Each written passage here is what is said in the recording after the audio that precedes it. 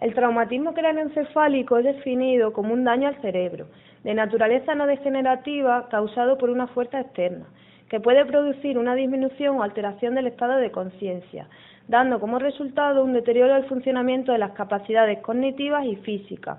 El traumatismo cráneoencefálico representa un grave problema de salud y es la causa más común de muerte y discapacidad en la gente menor de 45 años, sin contar las graves repercusiones económicas. Para determinar el grado de severidad del traumatismo cráneoencefálico se utilizan principalmente tres mediciones. La puntuación inicial de la escala de coma de Glasgow, que mide la respuesta ocular, la respuesta motora y la respuesta verbal. La calificación va de 0 a 15 puntos. Se clasifica como traumatismo cráneoencefálico leve cuando el índice se ubica entre 13 y 15 puntos, moderado con puntuación de 9 a 12 y grave con un índice menor o igual a 8 puntos. La duración del coma, que se considera el número de horas o días durante los cuales el paciente muestra una puntuación menor a 8 en la escala de coma de Glasgow. Y en tercer lugar, el periodo de amnesia postraumática, que se entiende como el tiempo transcurrido desde el trauma a la recuperación de una memoria continua.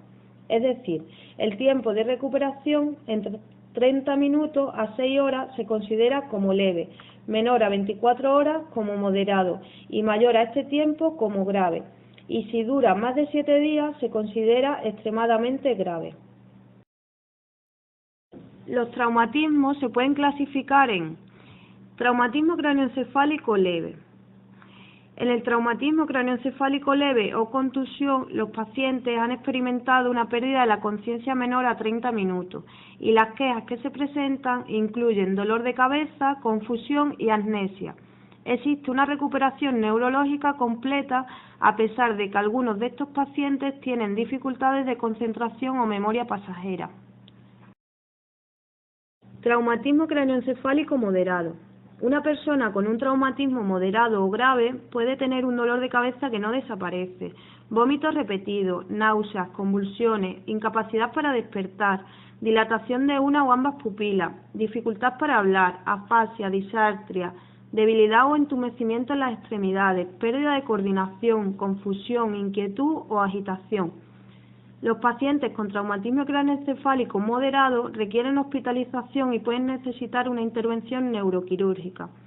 Estos pacientes también pueden desarrollar un síndrome por conmoción, que se refiere a un estado de inestabilidad nerviosa después de un traumatismo leve o moderado.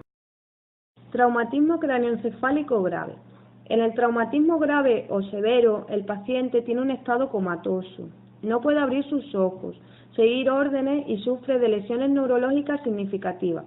Estos pacientes requieren ingreso a la unidad de cuidados intensivos y la toma de medidas urgentes para el control de la vía aérea, ventilación mecánica, evaluación e intervención neuroquirúrgica y monitorización de la presión intracraneal.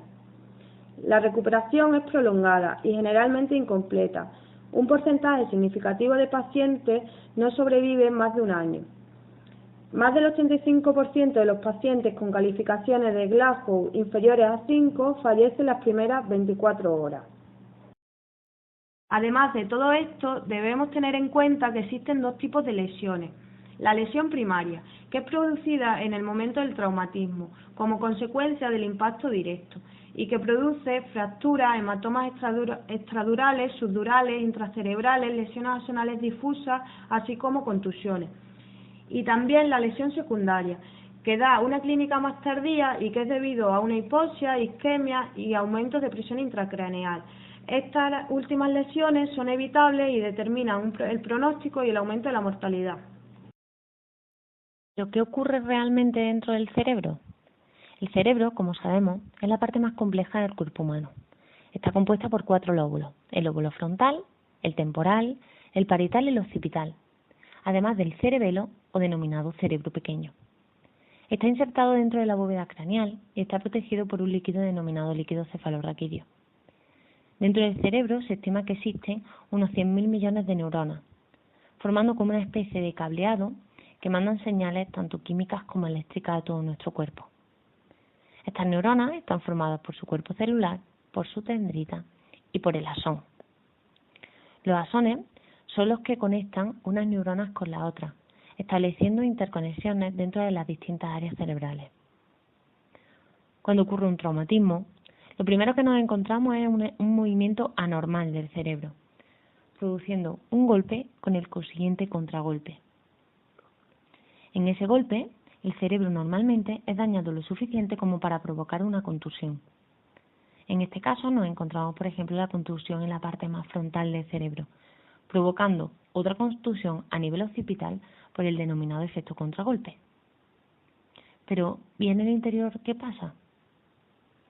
En el interior realmente las neuronas experimentan unas tremendas fuerzas extrañas.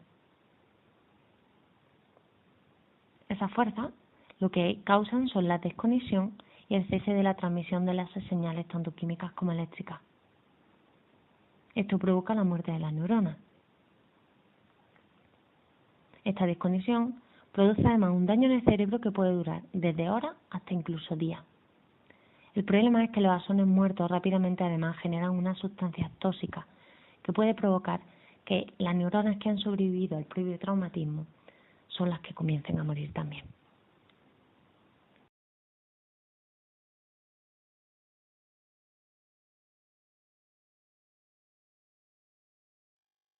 Hola, soy Carlos y tengo 28 años. Hace ya casi 10, mi vida era como la de cualquier otro chico, ya que lo tenía casi todo.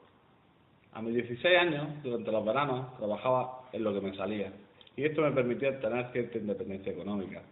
Durante el resto del año estudiaba como cualquier otro chico de mi edad, y veía muy cerca la posibilidad de empezar a vivir solo. En poco tiempo tenía la estabilidad laboral en la orquesta Nosotras y Ellos, donde montaba y desmontaba el escenario, además de llevar la iluminación del espectáculo. Tenía novia, trabajo, dinero, todo lo que un chico de 19 años desea tener. Pero el 17 de agosto de 2003, en un segundo cambió mi vida. Yo me quedé en el 16 de agosto, en el que recuerdo que todos acabamos punquillos. Por lo que me han contado, desmontamos el escenario como cualquier otro día, aunque en un tiempo récord. Y cuando nos volvemos a casa, una avispa se metió en la cabina del camión. Mi compañero, el conductor, tuvo que dar un volantazo. Yo salí disparado de la cabina, golpeándome fuertemente la cabeza. Carlos sufre un accidente de tráfico y es recogido en el lugar del accidente por el 061, con un GDS de 5 puntos. Es diagnosticado sin ingreso en el Hospital Vicente Rocío de un traumatismo craneoencefálico grave. Tuve que esperar a que la ambulancia llamase al helicóptero porque, según dijeron, no podían llevar a muertos, y creo que ese muerto era yo. Mi calendario pasó del 16 de agosto a noviembre de ese mismo año. Durante este tiempo me han contado que estuve en coma, que cuando desperté hacía cosas irracionales, gritaba, golpeaba, moría sin sentido, deliraba. Mi padre me preguntó en una ocasión, ¿quién soy? Y yo le dije, Pedro Picapiedra. Y él dijo, joder, Carlos, llevo 23 horas y media para verte 30 minutos y me dices esto. A lo que le contesté asustado, ¿el gato Félix? La UCI de Sevilla fue mi casa durante 22 días, de los cuales 3 semanas estuve en coma. Después mi residencia cambió a Granada, otros 122 días, ya en planta. 122 días que me han contado, de los que solo recuerdo el tono de voz del anciano que me acompañaba en la habitación. Tras mi alta, estuve en el hospital de día del mismo hospital. Ahí comenzaron ya mis verdaderos recuerdos. También acudí a un fisio privado que me recomendó irme al CEADAC. Yo no quería. Creía que esto era suficiente, pero al final accedí. Aún creo que no era muy consciente de lo que estaba pasando. Y en junio de 2004, casi un año más tarde, que parece pronto, ingresé en el CEADAC. 9 meses de lucha constante, aun cuando crees que no puedes más. Una semana tras otra trabajando con gente como yo, y visitas establecidas de mis padres los fines de semana hasta que teníamos permiso para bajar a Granada, mi casa. El CEADAC, aunque sea paradójico, fue una de las mejores épocas. Encuentras que existen muchas cosas que merecen la pena. Ves a unos y a otros, cada uno con su historia y además tienen la tuya propia. Recuerdo un chico que no quería entrar al CEADAC y solo necesitó un "vamos fiera" para que entendiera que allí dentro iba a estar bien. un vamos fiera que hizo tener nuestro mote durante esos 9 meses. Entré en el CEADA en silla de ruedas y la cabeza llena de grillos, y salí andando, aunque los grillos no se fueron del todo. Es un centro en el que las 24 horas son de rehabilitación. Te tienes que duchar tú, comer tú, vestirte. Es lo más parecido a conseguir la autonomía que perdí. En marzo del 2005 salgo del CEADAC. Soy un chico de 22 años con un daño cerebral a mi espalda y tengo que empezar a vivir la vida que dejé allí. Me matriculé en una escuela de adultos para terminar mis estudios de bachillerato, los que terminé. Hice selectividad, aprobada. Me matriculé en Bellas Artes, donde estuve estudiando 2 años, pero mi motivación cayó y sigue siendo mi asignatura pendiente, la cual he decidido terminar junto a mi hijo, si algún día lo tengo. En Agregace continué con mi rehabilitación de fisio, terapia ocupacional y neuropsicología.